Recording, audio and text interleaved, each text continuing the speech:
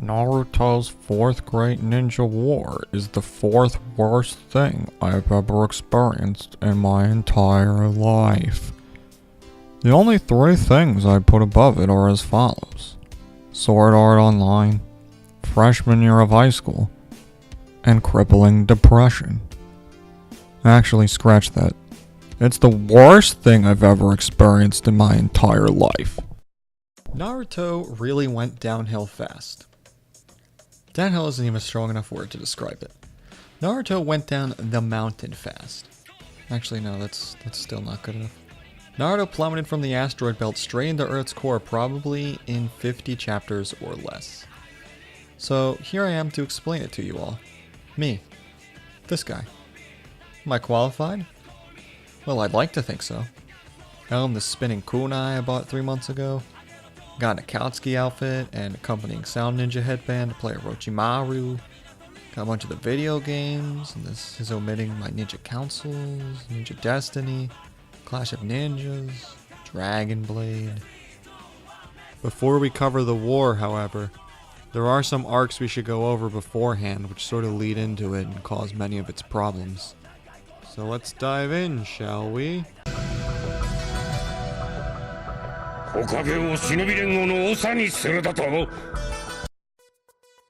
So by this point, most viewers would be thinking the show is close to ending.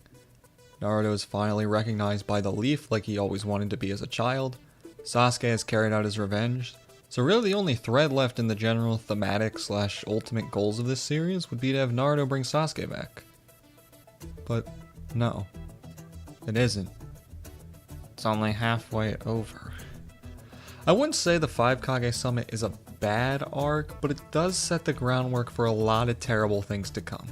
And again, it isn't bad, but it also isn't very good.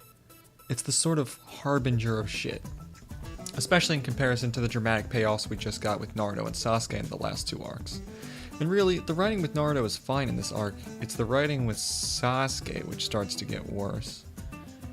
Alright, so we got Sasuke about to destroy the Leaf Village, and Obito is like, "Nah fam, my bro Pain beat you to the punch, but you can still kill Danzo if you like." And Sasuke's like, "Okay, time to go fight the 5 Kage."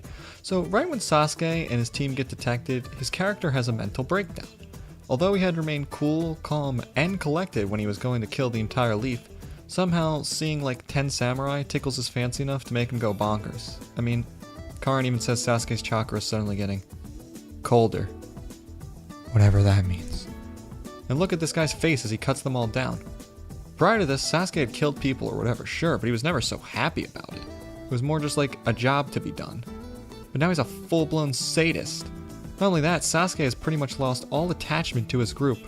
Remember like 50 chapters back when we last saw Sasuke and he has this sort of revelation that Taka was his new Team 7? Hell, the anime even edited it in a way to overlay Naruto and Sasuke over his new comrades. And now Sasuke's like, "To hell with you, I need more revenge." Which, honestly, for his character would be fine if only it were built up that way. Like I said earlier, Itachi's death put Sasuke in a weird spot from a writing standpoint, where Kishimoto obviously wanted to keep him out of the Leaf Village, but he could no longer really be an anti-hero with it making any sort of logical sense. So instead he just loses his mind. Before we dive more into that barrel, let's talk about Sasuke's sort of absurd power crawl here. Okay, I know Naruto and Sasuke have both gotten really strong, but this is sort of crossing the line. Sasuke just got the Mangekyo Sharingan, and with no training whatsoever really, at least none we see, he decides he is going to take on all 5 of the Kage in addition to hundreds of samurai just to get his target. You know, when Itachi whipped out the Susanoo, I kinda just assumed that was like his jutsu he made. At no point did I think it was some universal Uchiha power. For crying out loud, the Sharingan has already been buffed beyond belief at this point. What started out as an eye which could quickly analyze its opponents and copy their movements has evolved into an eye which creates a massive skeleton of chakra which surrounds you and murders people. Where is the connection? This is not even mentioning all its other random powers up to this point. But oh, trust me, I plan to discuss those in great detail. But we got a ways to go since the Uchihas unlock new powers every other chapter. It's gonna be a little bit before we get to that list. I digress. Anyway, Sasuke manages to fend off the Raikage and Gaara of the Sand. But the way this fight plays out, I think most viewers would have their doubts as to if he could kill them. Wow, that is just some awkward wording. Although, Gaara lost to Datara on Sasuke, beat his ass, so maybe he could, and...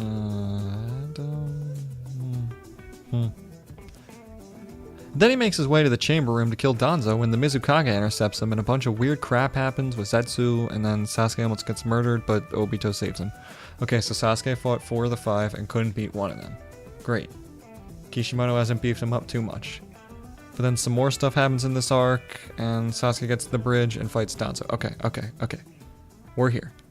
Sasuke versus the fucking Hokage. When I first saw this fight, I fully expected Sasuke to like hold his own, but ultimately sort of fail, because he's fighting the Hokage. But Sasuke manages to kill this motherfucker like 8 times. I'm not even exaggerating. If Danzo didn't have the Izanagi, he would have died in 2 seconds. Oh right, I guess I should discuss that. So if Susanoo wasn't enough of a buff for the Uchihas this arc, we get another Uchiha exclusive jutsu. The Izanagi. What does it do? It allows the user to rewrite reality itself at the expense of their eye. What? I don't care if it costs you your eye, why do the Uchihas have this? And how did they learn it? How do you practice it? Okay, Belly, here are the hand signs for the Izanagi. Skip the last one though, don't want to lose the sight in one of your eyes. I mean, we already see that it functions on a timer, so regardless whether Danzo gets killed or not, he has to use an eye, there's no way to practice this jutsu without losing your eye. Who came up with this? Did he develop it in his basement and was like, well, my vision is gone now for no reason? Did he test it by having people murder him? What if the jutsu went wrong? Then an Uchiha would have committed murder against one of their own clan. Alright, just don't think about it. Trust me, there's only more plot holes to come with this later, but that's not for right now. So they fight. Sasuke pulls out a bird of some sort. I guess he got Itachi's summoning jutsu too? Excuse me, how? Wasn't a scroll involved in that? Oh, whatever, not like most of the audience remembers at this point anyway. And Sasuke uses a genjutsu and Danzo to make him see Itachi for a second, but then some really convenient stuff happens and Sasuke keeps pressuring him and Danzo keeps checking on his eye every time he dies because this motherfucker dies like every 3 minutes in this fight. Hey, ever hear of a substitution jutsu? It's only used by like every single person in this entire show. Like I know Dragon Ball gets clowned on for its fetish of killing people and bringing them back next Wednesday. Naruto isn't much better with the substitution jutsu, for being honest. Killed them. Nope. Killed her. Nope. Killed him. Nope. Nope. Nope. Nope. Just nope. It's pretty much the equivalent of a jump scare. Haha, reversed your expectations for like 30 seconds. Aren't I so clever?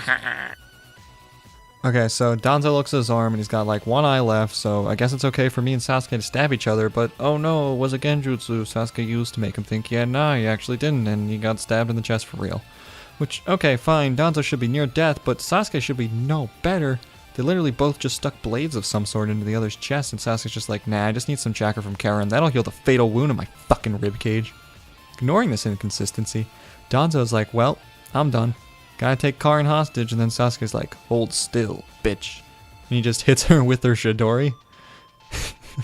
This is one of the funniest moments in the whole show, especially with what happened an arc ago. And while we're in the middle of a Sasuke fight, I'm going off on a bit of a course here. So because Sasuke has a Sharingan, they try to make him this pseudo Kakashi who can analyze his opponent to figure out the perfect countermeasure and all. But with Sasuke, it just hasn't worked up to this point. Sasuke more stumbles into his solutions than he does come up with them from any real critical thinking or analysis. For example, this fight with Danzo. Ninjutsu did not work. Just try some genjutsu. Right, that worked for a second. We'll try it again later on. I'm sorry, if he saw through the genjutsu the first time really fast, wouldn't he be more likely to catch it faster the second time?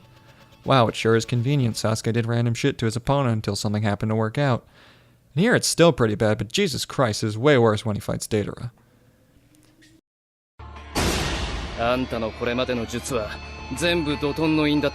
Yeah, those are totally Earth-style symbols, and it's not like the hand signs in the show are completely arbitrary and change on a per-jutsu basis. It's not like we'll see Pain use those same hand signs to stop the rain 5 episodes later. I mean, come on, it's literally the thumbnail for the episode on Crunchyroll. Then Sasuke just uses some lightning and is like, oh, that works, that's convenient. What if Datara's clay was water-based? Would Sasuke have just thrown more shit at the wall until something worked out? See, at least with Kakashi, he tries to think about his enemy's attacks and what might work best. But Sasuke pretty much just does shit till something works out. And every time, it's really convenient. Then Team 7 has a little reunion. Naruto gives this ominous foreboding prophecy. This is if they both fight, they'll die. Except, it's not what happens. And Sasuke spouts some dialogue where all I could think was, okay, there's no way this guy is coming back to the Leaf Village. It's one thing to want to destroy them, but Sasuke starts going on delusional tirades. At this point, he is way too insane to come back and have it make any sense. Look. Having Sasuke with a vendetta against the Leaf is okay. Naruto could feasibly convince him otherwise. But he can't also be crazy. Look at what he's saying to Kakashi. He cannot turn good and have it make any sense anymore.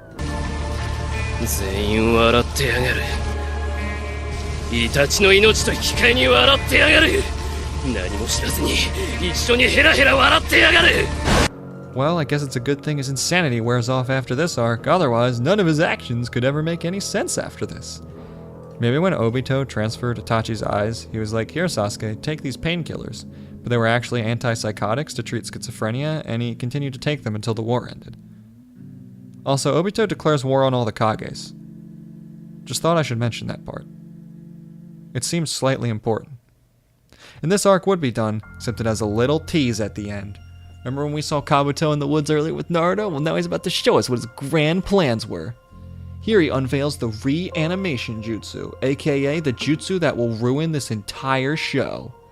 And with that, he shows us his collection of Akatsuki bodies. Alright, now technically we don't find out till later the prerequisites to perform this jutsu, but I'm going through them now for a second. So before we can talk about how this jutsu single-handedly fucked the entire series up the ass and was a horrific idea, let's evaluate the plausibility of Kabuto's reanimated people.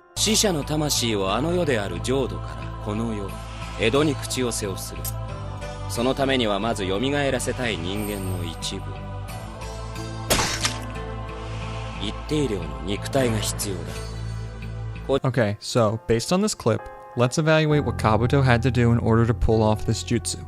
Itachi. Alright, this one seems the simplest. Could have stepped in after Itachi and Sasuke fought pretty easily. I mean, he was in the area. It makes sense. Sasori. This one shouldn't be hard, but didn't Kankuro have the puppet? Although I guess he could have got it from another puppet body? Or maybe his real body. Alright, whatever. This is confusing, but plausible, especially considering Kabuto was like a spy for him, that getting his DNA kinda...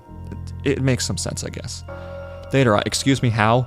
This guy literally fucking exploded. He turned his body into a bomb. Did Kabuto just run in afterwards and collect a single molecule of his essence from the air? He doesn't need his whole body, but he does need part of it. Which they definitely didn't have. Kakazu. Okay, so this guy was in the Leaf Village, and normally I would have just said he snuck in, but remember the whole fucking field Pain talked about? How everybody in the village knew whenever someone unwelcome entered? The only conceivable time he could have slipped in unnoticed would have been during Pain's invasion. But that's also the time that everyone would have been in the hospitals/infirmaries where the bodies were kept. And at the time, Anko and Yamato and what's-his-name were also trailing him. Like, they were like steps behind him, and he was outside the village. So when did he get the body? I mean, it's plausible, I guess, but it's such a long shot. And of course, Nagato. Sure seems awfully convenient Kabuto was able to get to the body undetected and not Obito like a few days later. And before you say him and Orochimaru were collecting samples or some shit of all the Akatsuki, okay, fine, maybe that could explain away Datara, but in that case, he should only be able to revive the Pains. There is no flashback where Nagato appears before any members of the Akatsuki. So how did he know where Nagato's real body was? Was he just stuck in that contraption one day with no one around and he watched as Kabuto like took a piece of his flesh? And those are just like the 5 Akatsuki we see in this scene. So many others come back which only raise so many questions. How much of a ninja is this guy Kabuto that he can get into every nation unnoticed but he can't evade Anko's tailing for any extended period of time? Not to mention he had like, what, 2 weeks to master Sage Jutsu for this? Jesus Christ, this guy powers up faster than Sasuke. And now with this arc out of the way, we can finally get to the war. Oh god damn it, there's another arc.